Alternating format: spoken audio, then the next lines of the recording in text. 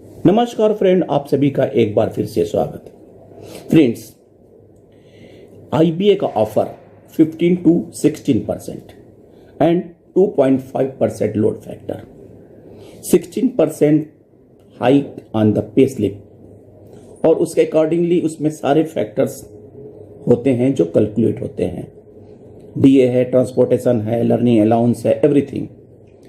अगर हम नए बीपीएस सर्कुलर के हिसाब से, अगर 12th बाइपार्टाइट के हिसाब से अगर डीए रेट कैलकुलेट करें और अकॉर्डिंगली हम वेज स्ट्रक्चर फ्रेम करें तो हम देखते हैं कि बेसिक पे और डीए इंक्लूड करके एट प्रेजेंट और बीपीएस के बाद जैसा कि ऑफर आया है उसमें लगभग 4% का इंक्रीज हो रहा है। आइए देखते हैं कि DA calculation after 12th BPS. इस समय जो सीपीआई नवंबर 23 टू जनवरी 24 है, दैट इज द 9124 पॉइंट्स। अगर डीए मर्जर होता है 8088 पॉइंट्स, रिमेनिंग पॉइंट्स बचेंगे आपके 1036 एंड स्लैब आएगा 259 स्लैब्स। पर स्लैब डीए रेट 6352 माइनस जो भी आपका कैलकुलेट करेंगे तो it will be come round of करके 0.06 और न्यू डीए रेट 259 इंटू 0.06 करेंगे तो ये आपका आएगा 15.54%। यानी कि नवंबर 23 से जनवरी 24 का अगर ये अप्लाई करते हैं तो 15.54 का आपका डीए रेट होगा।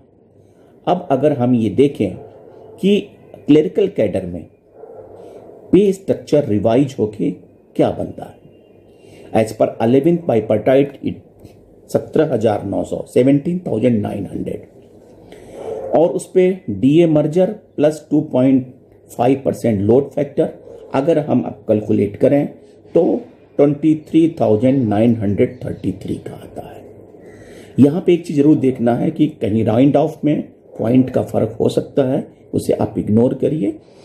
23,933 अगर हम कंपेयर करते हैं इस समय की प्रेजेंट से क्या फर्क पड़ता है तो देखिए इस समय 17,900 पे अगर आप कैलकुलेट करें तो जो आपका सैलरी तो नए बेसिक पे के हिसाब से 23,933 और उस पे डीए 15.54 से कैलकुलेट करें तो इट विल कम 27,652 और ओल्ड के हिसाब से कैलकुलेट करें तो 17,900 plus DA at the rate of 48.51 और टोटल होगा आपका 26,583।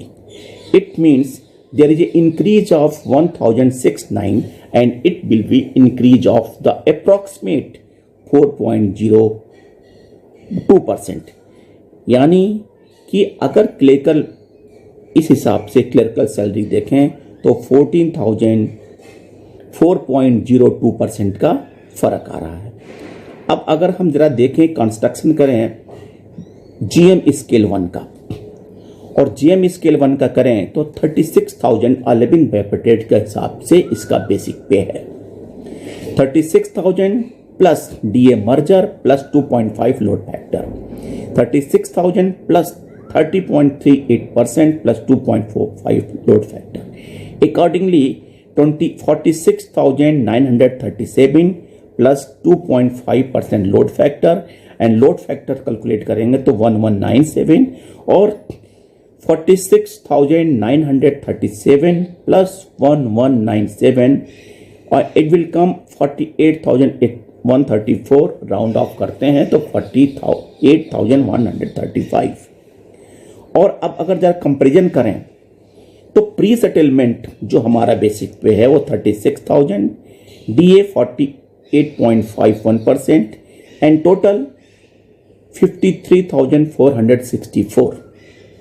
वाइल नए इसके हिसाब नए बेसिक पे के हिसाब से 48,135 योर बेसिक पे, DA at the rate of 15.54%, total 55,615 यानी कि net increase 4.02%।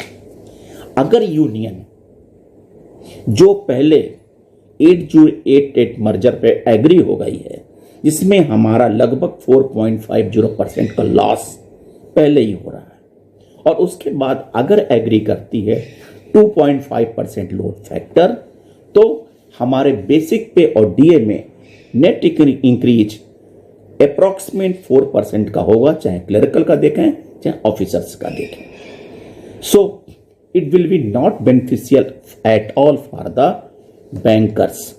So your BU must resist and to increase sufficient load, not less than to 12 to 15%. लगभग 12% 13% अगर जब तक लोड नहीं होता है, तब तक हम अभी भी नहीं सोच सकते कि we will compare with the LIC and the 7 CPC.